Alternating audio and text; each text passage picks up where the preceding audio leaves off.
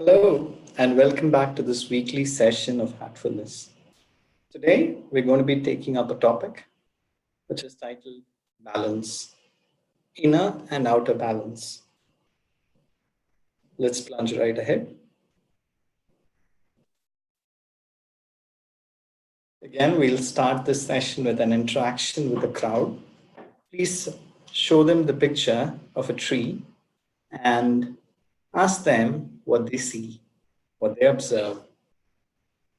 You can invite answers, and typically you will get answers like I see leaves, I see trees, I see a branch, I see a trunk, I see grass, I see fruits, I see flowers, I see shades, and I see birds on the tree, and so on and so forth, right? I mean, that's 80% of the answers would be around what is physically visible, what's tangible in front of them. Some of them might say roots, right? And that's what we're trying to get to, right? And we basically conclude that typically what we see, they say seeing is believing. And typically when we see a tree, we only see what's tangible, what's visible in front of us.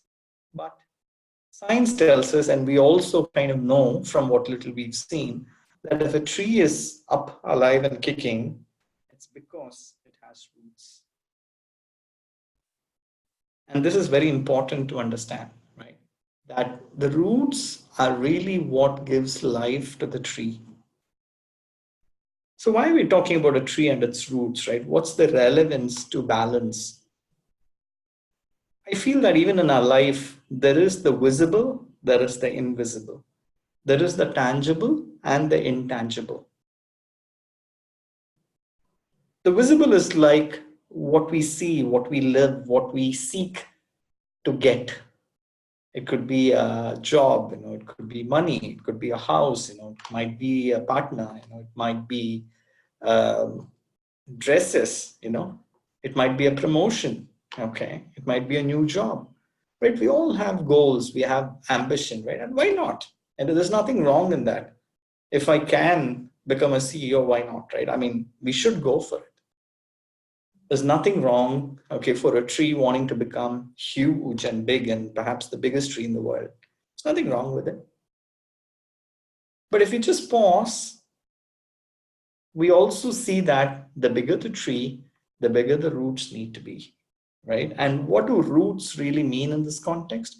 It means what we are inside of ourselves. What are our inner qualities? What are we really? If we strip off a name and a job and bank accounts and money and your physical characteristics of height and weight and whatnot, what are you inside? What kind of person are you? And we believe that this is defined by qualities. It might mean positive qualities like patience, tolerance, courage, conviction, faith, confidence, generosity, humility, love, most of all, love. They say love is possibly the most important human quality. It's really what keeps people and people together. It's what keeps families together. It's what keeps society together.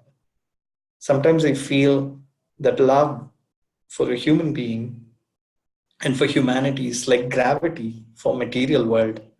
Just imagine you take out gravity from the equation of material world, right? I mean, every atom, every molecule, every proton and neutron would just kind of dissipate because there's nothing holding them together. Love is really what holds us human beings together. And it's really a pristine and pure quality. So those are all positive qualities which each one of us might have in varying proportions.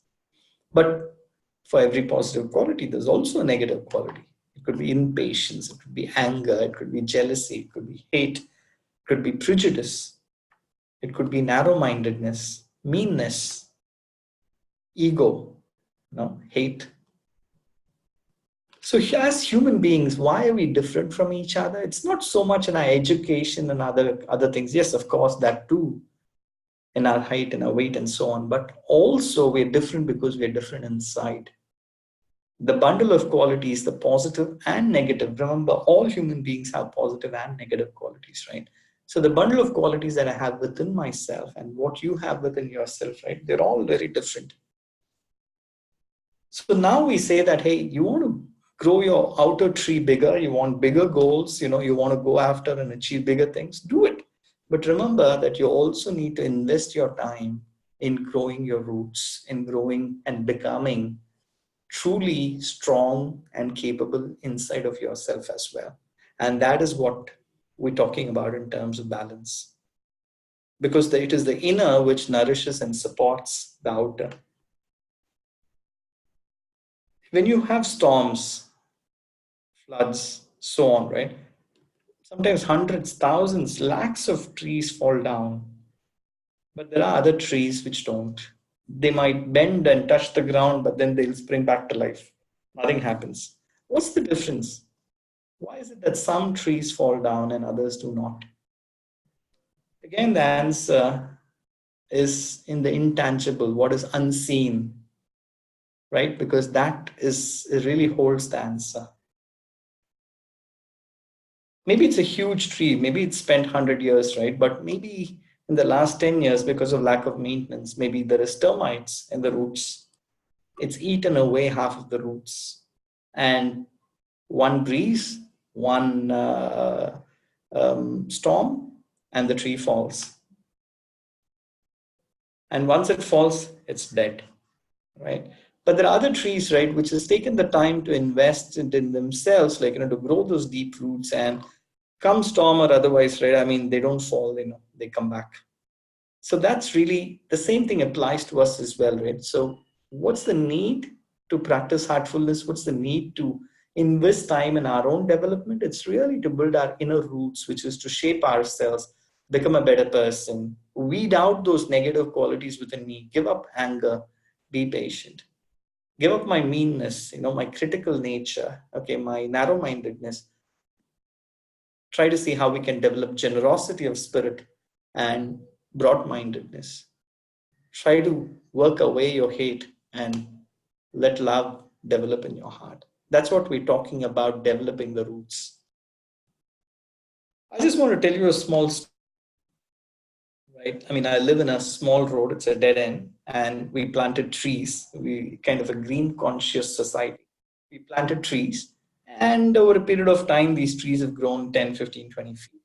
And my neighbor, one of my neighbors, right? So this lady, one of the trees actually bends into her balcony. And she's always worried, like, that a snake might come into the house or whatever. So once she just got an axe, came out, chopped the tree. And then my daughter was crying. She said, "Oh my God, it took 2 years for this tree to grow. And this auntie, she's just cut the tree. I mean, how can she do that? And so on. It took her a day, like, to come back to normal. And we were also quite sad. But the funny part is, a week later, we saw the stump. It now had very, what do you call, some shoots started coming out of it. And before you know it, in 3 months, 6 months, like, the tree is just back to the 15 feet that it was. It was amazing to watch, that when the roots are strong, when the roots are deep, the roots are healthy, they might lose everything which is tangible, right?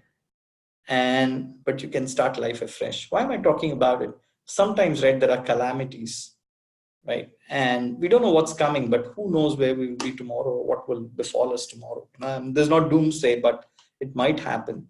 But when we have taken the time to invest in our roots, we can be confident that come what may, nothing outside of me can shake me. And I might be able to start from scratch and make it all over again. But this drama in my house, in my society, right, it again grew, and again this lady got it. And again for the third time it came, and the fourth time, right? I lost track. Okay, but 3 or 4 times, like, chopped off, it'll come up again. Chopped off, it'll come up again. So it's amazing, in terms of when we invest time in our roots, in terms of what the possibilities are. So that's really the topic of balance that we wanted to bring about.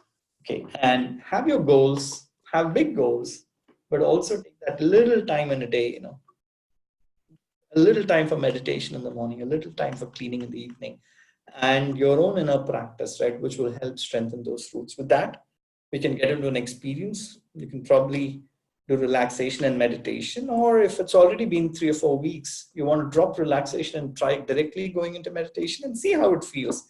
We should experiment here. After the session, you may want to ask them how they felt. And close with this thought that take a little time. Most of our life, we keep working for others.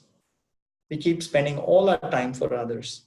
How about taking a little time for ourselves and our own inner development, our own development of our own inner roots, inner qualities? And that is really what this journey is about.